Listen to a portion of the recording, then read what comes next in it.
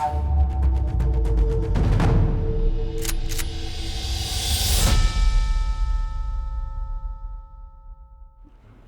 gang, welcome to Facts and Firearms. I'm Asad Ayub, and join me today as we reach for the moon. The Moon Clip revolver, particularly in .45 ACP, is one of my personal favorites for a number of reasons, and useful for a number of things. The history goes back to 1917.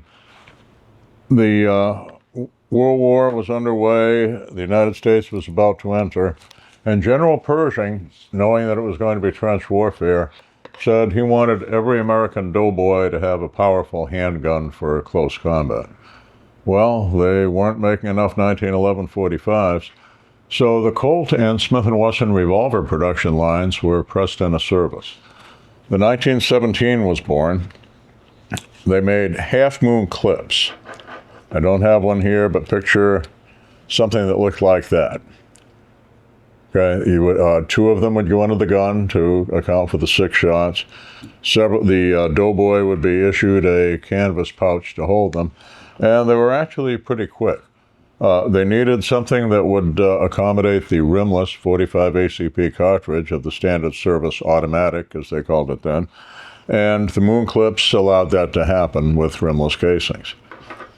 The Smith & Wesson was built on the 44 hand ejector frame, and the Colt on the big new service frame. The Colt was even bigger than this 1917 Smith & Wesson, and they served rather well. Now, Smith & Wesson made a commercial version of it that they called later the 1950 Army. Never sold particularly well, but tons of the military surplus Colt and Smith 1917s got out in the field. In 1950, Smith & Wesson brought out their Target model, and that found itself having some useful application in the bullseye target game. The reason being that most of the shooters back then used a .38 caliber double-action revolver for the centerfire event, so they were comfortable with the manual of arms. The guns had the target hammer and target trigger, with the wide serrated trigger here and the fairly broad hammer spur, which allowed them in one-handed shooting to cock the hammer, fire the shot. That was before my thumb got arthritic. I used to be pretty good at that. And you would have one hell of a nice trigger pull.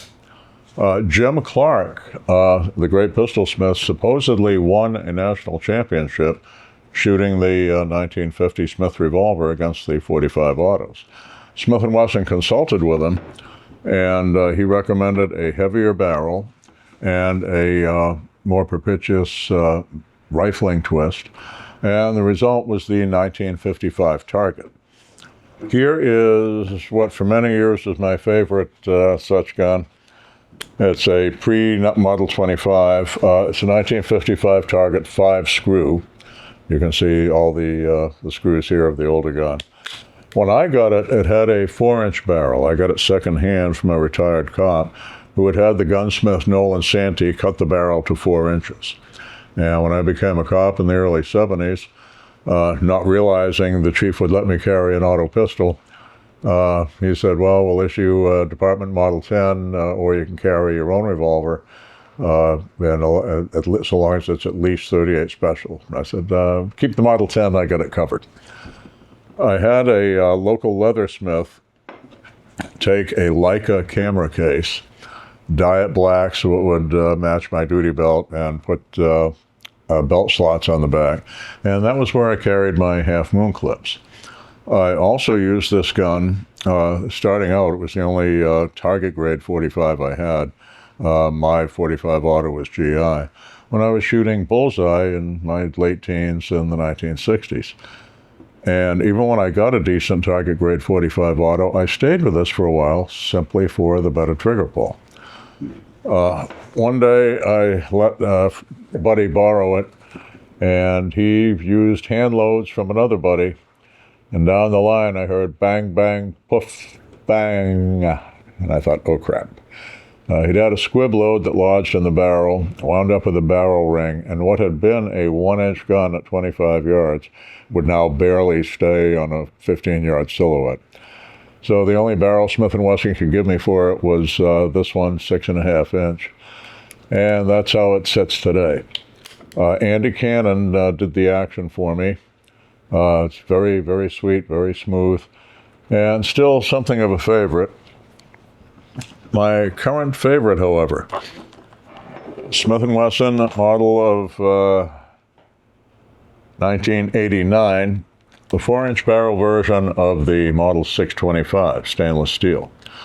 Al Greco did the action for me, and this gave me my 2 best runs at my favorite match in the world, the old Second Chance shoot, which is now known as the pin shoot. Go to pinshoot.com. And this guy gave me 5 bowling pin tables of 5 shots each in 19 seconds, led the match for a few days, and toward the end got smoked by national champion Ken Tapp and knocked down into 2nd place. But the gun is simply a joy. If I had to carry a revolver again on police duty, although I'm now retired for good at my age, this would probably be the one. When I had to carry a revolver again in 1978, when we got the chief from hell, who's like, "What are you doing with those 45 automatics?" I took this old beast back out of service, and by then we had full moon clips. In the 1970s, the first I knew to do it was John Lazaro, one of the top IPSC shooters of the time. And later, the full moon clip here became a standard. What you've got with these is the fastest revolver reload that there is. And let me just share a couple of other guns with you real quick before I demonstrate that.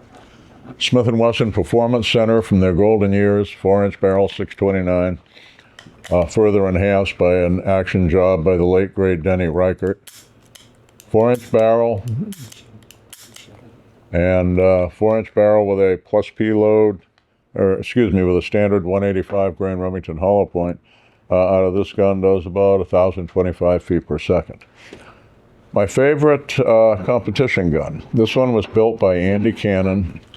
We lost him all too soon, but one of the great revolver smiths. On a Model 25-2, the blue steel commercial version of the 1955 Target. When Smith & Wesson in 1957 went to numeric designations, the 1955 Target became the Model 25. It's got a heavy Douglas barrel with an underlug, adjustable sights, and an absolutely exquisite action. I shot this in the NMSS National Championships back in the 1980s. National Marksman Sports Society was the short-lived sport of police PPC, but allowing civilians. And this set an NMSS record at 50 yards for me, shooting double action with 185 grain Federal hollow points, which were exquisitely accurate from this gun. Also had the machined-in expansion chamber recoil compensator. Shot like a pussycat. National record didn't last long, but at least I had it for a while, so that bought it a place in my heart. Now, the real core to the utility of these guns is the speed of the reloading. We'll go to that next. Now, there are several people who make moon clip revolvers. They're available in a wide variety of calibers: 9mm, 40 S&W, 10mm. You can have a 38 or 357 revolver cut from moon clips with rimmed cartridges. My preference is the 45. The reason being that with the larger chambers, there's more metal cut away, bigger holes, more air, and less steel. And it is so easy to reload these things, you can literally drop the loader in. Now, what you've got also with it, you're not going to get spent casings caught under the ejector star anymore. If you look here, these are short auto pistol cartridges, much shorter than typical revolver cartridges, and you get a full ejection stroke. You'll find normally if you tried to reload a revolver up here, like this, real good chance a rimmed cartridge would get caught under the ejector star. With the moon clips, that can't happen. What you've got is basically loading from the belt, fast closure. If you prefer to reload with the non-dominant hand, no problem, that quick. And if you want to be a real weasel about it, another actually useful home defense function. There are a whole lot of couples in the United States where one member of the family wanted the gun in the house and the other didn't. So the compromise became, okay, you can have the gun, but leave it unloaded. If there's an emergency, I hope you can load it quick. There's nothing faster in that situation than leaving the cylinder open as the gun's in the drawer, the loader next to it, and when you open that drawer, you loaded that quick. If you want to be a weasel about things, let's say I've heard the bump in the night, I don't sleep with ammo carriers on, I've grabbed the gun, but 6 shots sounds like it might be a little low, so I take another 6 like this. I can get away with this because I have fairly narrow fingers. Last shot's been fired, open, slap, slap in, and we have what I call the weasel tack reload. Good news and bad news. Good news, speed of reloading. Bad news, these things are fragile. They're thin sheet steel. I've seen some made of plastic. If you go prone, and these are in your pocket, and you land on them full body weight, you can bend this enough that it'll go into the cylinder, but the cylinder won't rotate or perhaps won't even close. And you've got a dead gun. When I carried these on duty, 1978, I mentioned we had the new chief that said revolvers only. By that time, the Dade Speed Loader Company was making end-frame speed loaders, the same in 357 Magnum, same diameter as the 45 cylinder. And they had a pouch that flapped with Velcro. Because these cartridges were so much shorter, I could get 2 of these in the space of one 357 speed loader, and just it held securely, but all I had to do was pop it, and they were right there. So I had 4 reloads instead of 2 in the same pouch. That was protective. It was a rigid piece of leather and plastic. There's no real analog for that for concealed carry. Another downside of the moon clips, particularly in the early days, they were a pain in the butt to strip the empty casings out to reuse and to get the cartridges in. Whole lot easier today. If you go to the Dillon catalog, the blue press, you'll be able to order one of these moon clip loaders, which are worth every penny in saved time and aggravation. There are different types of demooners. This little lever here, slide it in like this.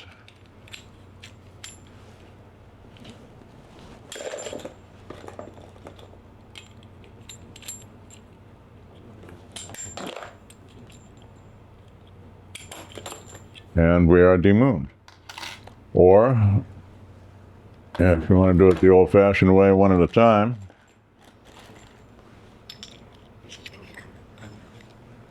this little tube, slide the shells in, turn,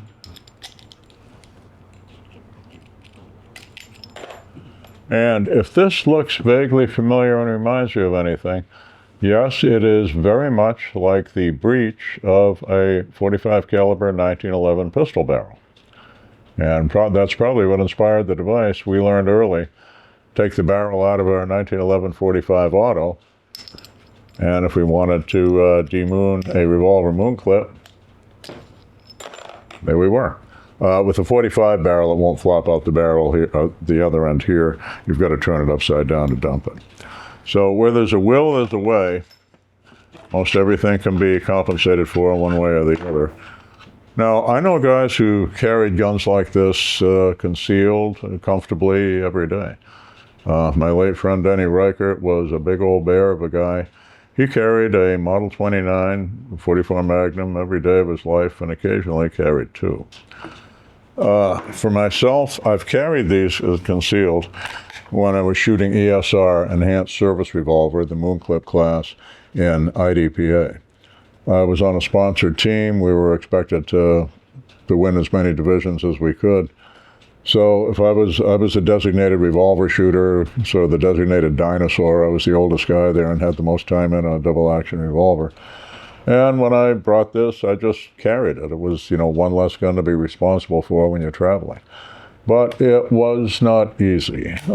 Concealing an N-frame gun on a K-frame body is not the epitome of either concealment or comfort. One other useful thing with them, though, particularly if you're a reloader.